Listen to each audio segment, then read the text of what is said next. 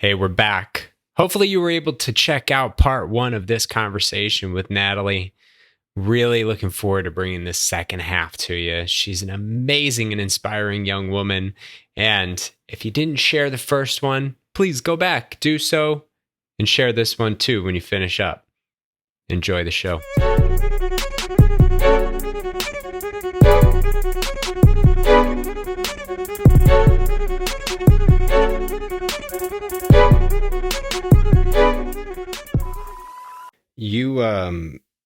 I'm curious to the idea of not trying to teach racism to white people. And it's fascinating because I think of movies like Green Book, or there's this movie on Netflix, I've talked about it before, that was... What did Dr. Grant call them, Keith? Did he call them white sympathy films? Yeah. What was it? Just movies that at the end of the day are there to either project out this is the experience, or to make you feel like as a white person you're capable of more, right? And Driving Miss Daisy is another one.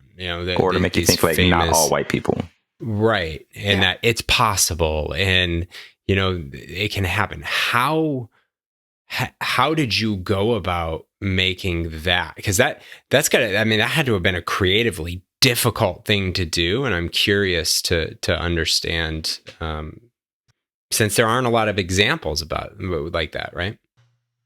I mostly just because I go to film school, and I'm like, my friend group is pretty like diverse in terms. It's my friend group is mostly like Black and POC girls, and I just would talk. We would just be talking, and I would just be listening to them, and also like thinking of myself of just what I want to see in a film. And I was like, okay, I've never seen a film with an Asian person in the South. One of my friends talked about how she was sick of seeing like the sassy Black woman, and how she wanted to see like a nerdy, like kind of quiet Black girl. And I was like, oh yeah, I've never really seen that very often either. Not that it should be like such a like hard line of like this or that, but like it can be more complex than that. But she said that, and then I was thinking for myself of just how like I'm used to seeing like Asian girls that are very like quiet or timid or like sort of exotic and whatever. And I was like, all right, I want to make like a gritty like Asian girl character who like will beat you up, and it's not cute. Like she's not like, it's not like a cute pretty thing, like she will beat you up. And then I was like, and I want to make it gay, and like I was just thinking all the things that I wanted to make it, and it was just sort of like let me just make something that I feel like I've never seen before. And then with the white characters, like they're definitely still complex. Like I feel like the antagonist Ridge, he's like the bully at the camp. He still like has a reason for why he's awful, or like being awful to the main characters, but there's no like redemption for him. Like you don't see him like become a better person or whatever. He's just sort of awful, and there is a Ridge backstory is just to him. A dick.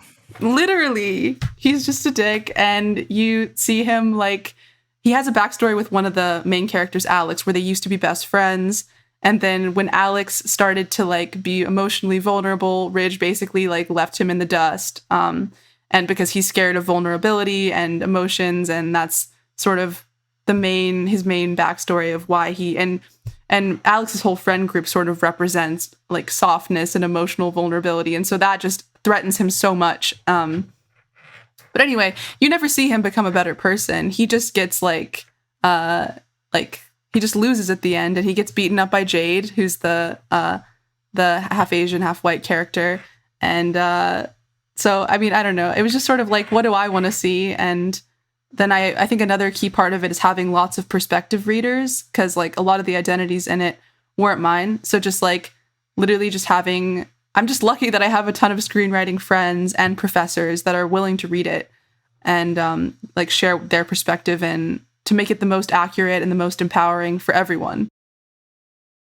Listening to that response, Keith, I wonder if the question isn't, I don't think it's that hard to make the film from a Black or POC perspective. I think it's hard for it to be received. I don't think white people are going to feel great that they don't get the redemption in that character. And that's the thing that like Hollywood hasn't reconciled. I was talking about this last night with a whole bunch of people about comics. Like there's so many black characters in the comic verse, but like for Hollywood, it's like, I just don't know if that's like going to sell. I don't know if that's like, I don't know if people are gonna be able to connect to that. And because you get so many like when black films were getting really big, it was like, well, they were black exploitation films. They weren't like, you know, there's a big difference between a black movie and a movie with mainly black actors that is just a damn good movie. Like there's a big difference between those two. But you know, it's the acceptance of the audience that I think is the big issue. Yeah. And I think it's kind of funny because there was this camp that I was originally going to shoot it at in like the middle of nowhere in Virginia. And it was like this very small summer camp. And they really wanted to see the script of the film. And I'm pretty sure the whole board of directors for this camp is like white dudes or whatever. Anyway, I thought it was like, I thought it was so funny and like such a win because they read my script and then I got a call from, and I worked this out and found a different camp who didn't need to read my script before letting me rent from them. But basically I got a call from the woman who ran the camp and she was like, we just feel like the way this camp talks about whiteness and white people just isn't, there's no redemption. Like, where's the redemption? Like, our camp isn't about excluding anyone based on their skin color and blah, blah, blah. And I was just like, this is perfect. Y'all hated it. That's great. That's exactly what I wanted. Like, so I was what like, black people have been asking for years. Like, I don't want to just play a drug dealer who never gets redemption or isn't like, can I be more complex? Can I have more to me than just not having a father or not being a present father? Like there's so much more. Like that trope is played. It's done. Spike Lee. There was a story. Spike Lee did the same thing with School Days. He didn't tell, I think it was Morehouse that he filmed that. Like He didn't let them read it, and it was all like making fun of the Black Greek system. And right. That movie's I think they crazy. wanted to kick him off, but they're like, we can't really kick Spike Lee off the campus, but we want to because we don't like how he's portraying this. It's such an interesting nuance of like historically just how little redemption that a POC character gets, whether they're a supporting actor or actress. It's not as intentional, but when it's a white character, it just gets, it's even if it's not like, even if it's subtle, it's like, wait a second, why is he the bad guy? And then why didn't he get this? But you just see it like you see it so often where there has to be that redemption. There has to be some sort of, at least I need to walk away feeling good. And for so long, it's like, yeah, you don't, Rodney and Natalie, but I do. So, and I like that you add depth to the story, right? It's like, because you could still have compassion for him in the story, even if he's a dick because of the reason that he got there. But that's up to you to decide if you want to have it. It doesn't just come because he turned out to be an angel at the end of the day and apologized to everybody for being mean, because people don't usually apologize. I also think in your answer, Natalie, I think like I would love to pull that out and just put a snippet, because I think for writers, I deal with a lot of like fantasy writers and like TTRPGs and like board games, and a lot of them are white. And they're like, but how do I write like a black or a POC character? Or how do I like include that perspective? And I think you gave a great example. Like, you yourself are a woman, you are a POC, and you have different markers you identify with. However, you realize that you don't represent all of these other things that you would like to include in your story. So you can just reach out to them and say, hey, I have this idea, or I wrote this thing. Does it track? Like, you can just ask for help, like super simply. Yeah, for sure. And I think it's funny because I think being mixed is really helpful in that way. And that, like, I literally couldn't write a story where it's all, I mean, I could write a story where it's all like half white, half Asian people or something, but that would I just can't imagine ever, I don't know. Just like, I would have to do that in order to not have prospective readers, like, or like in order to only have my perspective. So I just think it's super necessary to do that. Because Yeah, like 'cause white they don't writers give should be vanilla, 'cause it's not like every mixed kid's experience is the same as yours. exactly, and not every and every I think that I've heard that the same thing that you just mentioned, like from like white screenwriters and stuff, who are like, yeah, I really want to like write diverse characters, but I don't know how, and it's like, yeah, it's not. I guess it definitely would be more convenient and easy for them to just write white characters, but yeah, it's not that hard to just find prospective readers and just like do research and like and at the end of the day, like people are people, so if you just research and try to avoid tropes and just writing human beings, like because I mean, I don't know, like there was a really interesting thing happened during casting. There used to be this, so there's this this side character, and originally he was South Asian. His name was Aman, and he sort of carries the theme. He's sort of like I was inspired to write him because of like Radio Raheem and Do the Right Thing. He like sort of has like the rings that say love and hate and like this like sort of object symbolism. And so my character, who was originally named Aman, had like this deck of cards, and he talks about capitalism sort of with his deck of cards in like a very like cryptic sort of way. Anyway, his race really isn't that important until the end when he has this monologue about the model minority myth a bit. And anyway, I was casting on Backstage, and this guy who I ended up casting, he auditions and he's amazing and like everything that I wanted for the character. But it turned out that he had just written South Asian on his application, but he was actually Latino. And I was like, oh, wow, you're like perfect for this part, but you're actually Latino. Okay. And so I rewrote the monologue at the end, but the rest of it was fine because the rest of it was just the character being a person. And so there was one part where it was really important that like I don't write about the model minority myth for the Latino character. And so I changed it to a monologue about like feeling like kind of the forever foreign thing of like he grew up in the US but is kind of seen as foreign, and people like he talks about basically he tells a story in high school about this kid telling him to go back to Mexico when actually his family's been here for 5 generations and all of this. So I just changed the monologue and it worked well. So I feel like, yeah, sometimes it's, I don't know if there's that much you actually need to change to have a diverse cast. To make it work.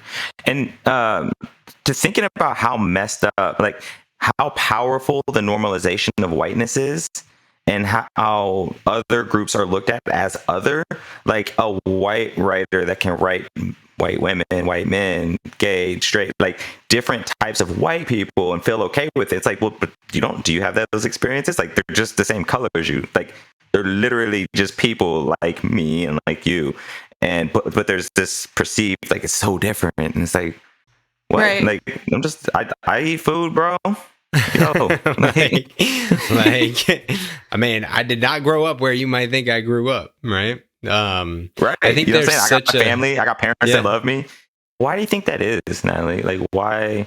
You know, like I'll go look at the cast of one of my daughter's cartoons, and like the black characters are all voiced by white voice actors. And it's like, is it just a lack of thought into what that could mean, or like how, like what do you think? What's your take? Yeah, that what you just said reminded me of like Avatar: The Last Airbender. It was like one of my favorite shows growing up, and like, but all the and it's like very show. And it's so good, but all the like characters, or I think pretty much all the voice actors are white, but then it's like completely like East Asian culture, like Southeast Asian culture, and so, or at least based on that, I guess. And I don't know why they do that. I think it's probably just a networking thing of like, they just don't feel like looking for, I mean, if it's white people, they might just already know these like talented white voice actors, and they don't feel like looking for the Asian voice actors. I think that's changing. Like some movies that I've seen come out that are animated, a lot of them are actually voiced by, at least with API, a lot of those characters are now voiced by Asian and Pacific Islander actors, but even then, sometimes with API stuff, it's kind of become like a monolith thing. Like with Raya and the Last Dragon, I don't know if this is fully correct, but I'm pretty sure Raya and the Last Dragon was supposed to be like a Southeast Asian film, but then they cast Awkwafina as one of the main characters, and I think that she's Chinese, but I'm not totally sure. Anyway, I just think that sometimes, even with that, it's like not all API individuals are the same. And so, like, I don't know anything about, like, you know, like, I mean, there are some overlaps and stuff where, like, some of the cultures are similar, but, like, especially with, like, South and East Asian, like, I don't know anything about, like, the culture in Pakistan. Like, I could not begin to speak about that. Like, but for some reason, we're in, like, the same group or whatever. I mean, the Philippines, right? Pacific Island, like, very different than Japanese culture, and Japanese very different than South Korean culture. And yet it's like, it's all the same. Right. And I think this goes to the theme of your film of internalized racism, right? Like, racism is our usage of power, and it does not have to, it's rooted in bigotry and prejudice, but it does not have to act out with prejudice or bigotry. Like, I do not have to be bigoted, hateful, or prejudiced just because to be racist. I'm just perpetuating a system or doing something that keeps people out while I grow on their backs. And that's the internalized component. It's like, it's easy. And especially as we continue to grow. Yeah. Yeah. And I think what made me want to make it about internalized racism was, like, I don't know if, I don't think this was the conversation that started it, but it was already going to be about internalized racism at this point. But basically the plot is that these characters are at this camp that's very white. It's like 3 BIPOC characters, or I should say Black and POC, because there aren't Indigenous characters in there. But and then basically they're in this very white town, this very white summer camp. There's this bully that they have to deal with, and all they want to do is run away from camp because it's their last summer together. They've always wanted to run away and just, like, go hang out in the woods or something. And so they have this, like, confrontation with the bully. Jade ends up beating him up, and they run away. But then when they run away, all of their, like, internalized feelings and all of their differences, like, between each other come out, and it sort of manifests in their own fears of their own future and themselves. And that fear turns into an argument with each other. And then basically they have to come back to the camp because they have to be back at the camp before cabin check, which happens every night. And then they all have to work together to sort of defeat the bully at the end, who tries to attack Nani, who is the main character of the film. And they all have to, like, throw him into the pool. It's sort of, like, hard. I guess there's a lot more to it than that, but that's sort of the storyline, is that they run away from camp trying to get away from this oppressive environment. But then even when they're alone with each other, even when there's no whiteness to be seen, the whiteness has, like, sort of permeated into how they think of themselves and each other. And yeah. And I remember, like, after I decided this, later having a conversation with one of my friends who is a Black woman, and she was just talking about how the thing that she said was, and this isn't a direct quote, but she was just saying that the thing she hates the most about racism is how it makes her feel about herself, and how even when it's not there, it can affect the way she thinks of herself, of not feeling pretty enough or good enough, and how that doesn't go away. And I feel like I resonate with that a lot, and it took me a long time to gain a sense of confidence, or a sense that I'm, like, worthy or valuable. And so that was what I wanted to touch on in the film, was, like, that effect specifically that racism has. Like, how do you so a point of conversation I'm sure will come up, and this I'll bring it up here because that's what we're all about, and you kind of alluded to it when the camp said we want the redemption story. When the primary villain is the white person, and the response is, well, why aren't the good white people presented? Versus just the white people being presented as villainous. I'm curious to understand how you think about that. Like their response, or just having white people be villains as opposed to also, like, protagonists. Yeah, having both. in a film? Well, Like, I think because I'm sure originally it'll come up. the script was like a feature-length script, and there was another white character, Kip, who is also really problematic. And he's not focused on that much, but he does sort of come around and become a better person by the end. And he got removed like once I made it into a short film, and which basically just left Ridge and his goons, which are like his evil sidekicks, kind of, or whatever. And so, like, I don't know if I'm against having a white character who like becomes better or something, but I think sometimes it's nice to just have a story where like the character, with any story, to just have the antagonist, like, I don't know, it's just like, why does, because it just goes back to the intention of wanting to make it not for a white audience, of just like, I wanted to make it centered on Black and POC people and for that audience. And so in my head, it was just sort of like, I just didn't think that was necessary, like having that white character who becomes better, because I feel like my goal with it is to have a sense of agency and a sense of like togetherness for Black and POC communities, and not without including white people in that. Because I really wanted to touch a lot on like the tensions that I see sometimes, or perceived tensions between Black and POC like groups and stuff in the media and all of that, as opposed to focusing on everything as like Black versus white. And that there's so many stories with that too, right? Yeah, and I don't even look at it like just from a white redemption so much as just regular white people, but at this, like, just being themselves. But how entertaining is that? So that's interesting you say that, because I'm like, Natalie, you know what I want to see? I want to see a film about like liberal white folk that are dangerous AF, that like think they're okay and not racist and perpetuating all kinds of shit because they're like, nah, but like it's those white people, not this one.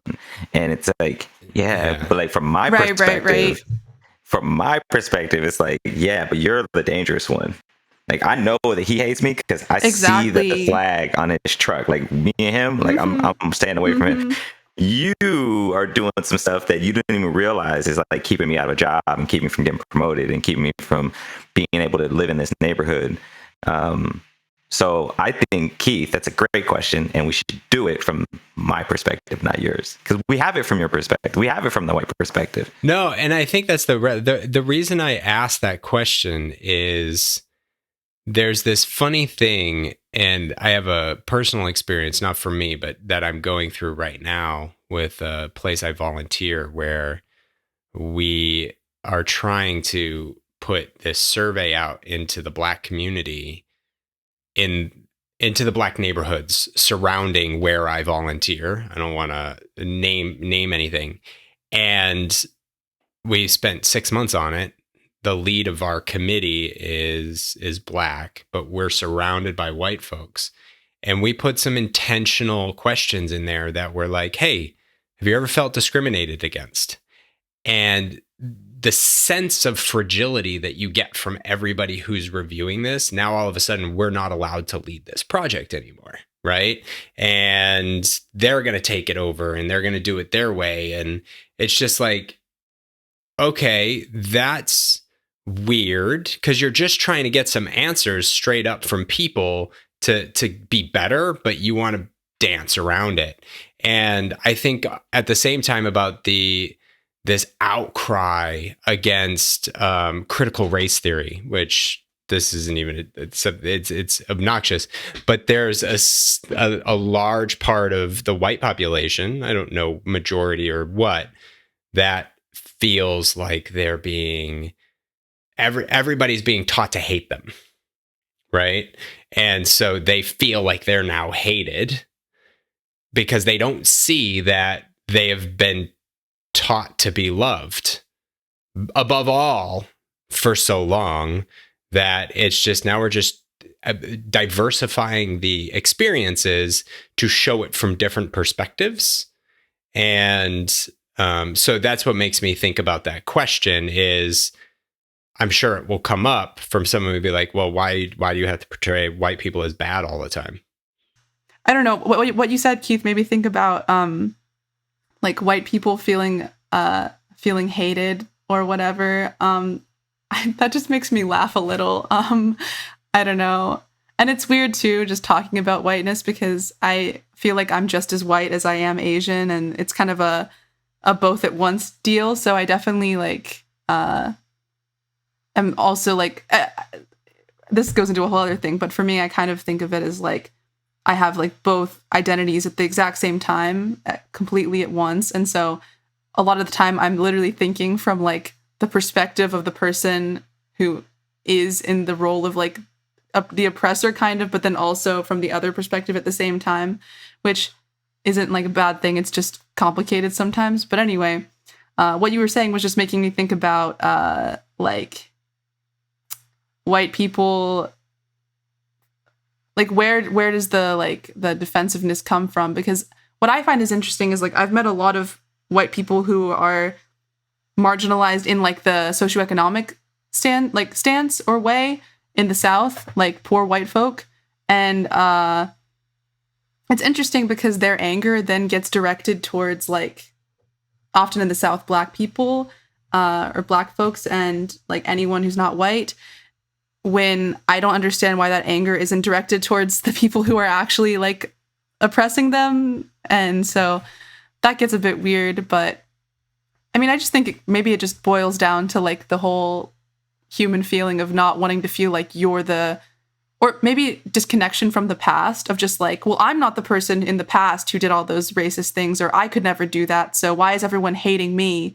I think that's probably where it comes from. And I just think that a lot of people don't want to connect the past things that have happened to who they are now. And like, there's like not this there's like this, because we live in such a like egalitarianistic sort of like ideology place where it's like, oh, well, I just make myself from the, like, I'm like my ancestors and like my past and people that I'm related to are not relevant to who I am.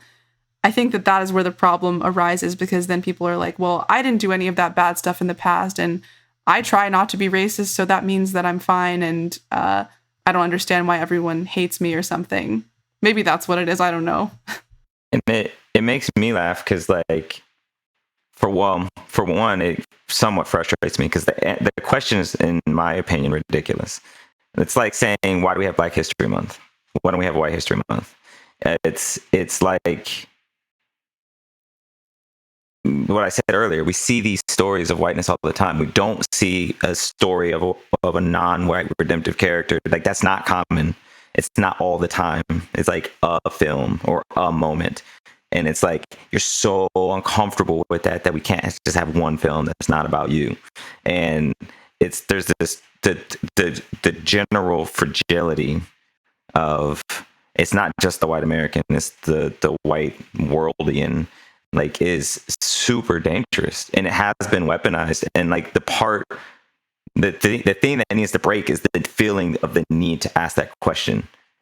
And like, in my opinion, like, that's got to go, because there are other perspectives. And to Natalie, what you said, like, all that, the history, the dots connect, and people got to do that internal work to realize where they participate in it. Just like you did with this film, just like you explored, like, how have I participated in it? I think that's what everybody's got to ask.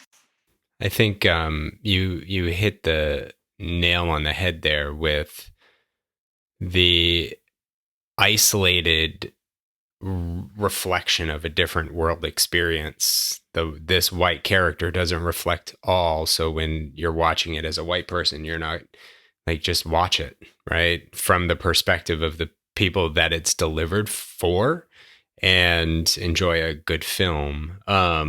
Because at the end of the day, to your point, it's not systemic. It's like saying reverse racism. I just learned the other day that like high schools have hierarchies of racism. It's like, then nobody knows what racism is anymore. Like, it's mind-boggling. That's not, there aren't, like, racism is pretty unidirectional. You can't have reverse.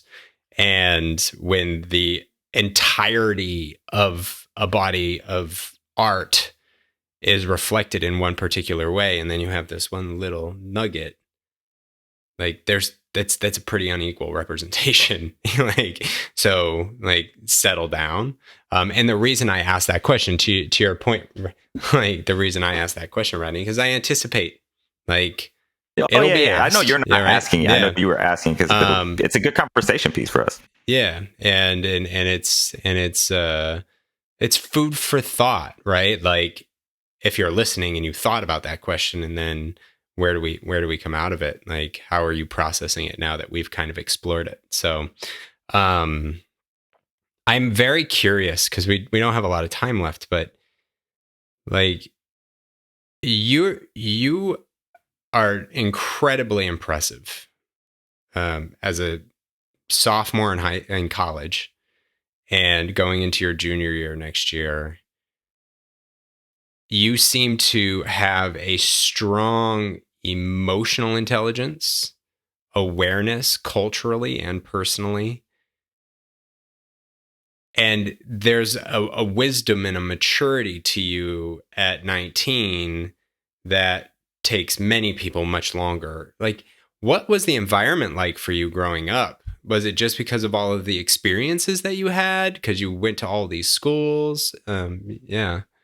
I think it's partly, well, I think the place where I would say that it began, like in middle school, I don't think I thought about race that much. I think I maybe Google searched, are Asian people white? Like what? Or something. I don't know.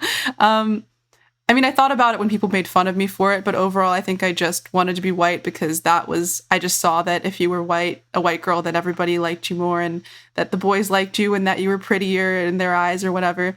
And then when I went to the high school that was mostly Black, suddenly all the popular pretty girls were Black. And I was like, oh, and I would hear people say like, Black is beautiful. And I was like, oh, whiteness isn't all there is. And if Black is beautiful, that means that Asian can be beautiful too.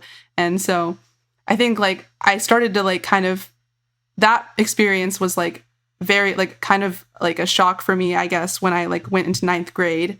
And then that summer I had become vegan because I watched like a documentary on climate change or something. And my mom was like, okay, well, we can't send you to summer camp in Virginia anymore. Where do we send you? So she sent me to this like youth empowered action camp.